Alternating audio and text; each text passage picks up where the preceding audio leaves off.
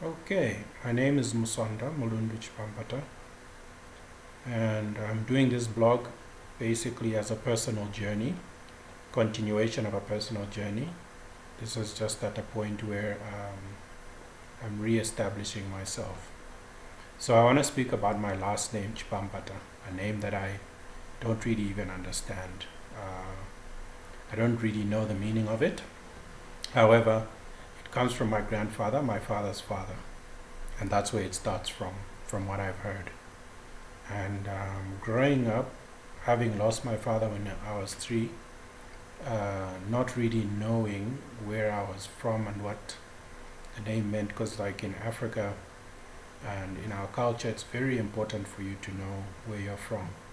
I've since discovered that we come from the northern part of Zambia, and we're a tribe called the Lungus.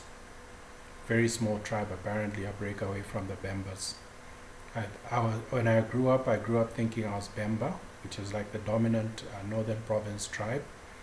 Then my uncle, my dad's younger brother who's still alive, Uncle Austin, he told me that we were Mambwe.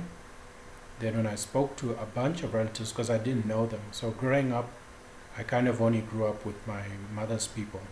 The only people that I knew from my father's side were him, Uncle Austin, the younger brother, and I had a cousin, a first cousin of mine, Mrs. Nkonko Malimba, who recently passed away. So I didn't have much information to get from. There's also the Manakatwes but we weren't that close, so they would never, give us any information because we never quite saw each other as much. However, what I can basically say is that growing up not really knowing your name, or you have a name, this very long, confusing name that very few people can pronounce and what it means, it was a bit confusing. But I took it upon myself to bring the family together, just so that I could at least piece together some of the confusion that was in my mind about who we were. But it looks like they seem to know quite a lot about themselves.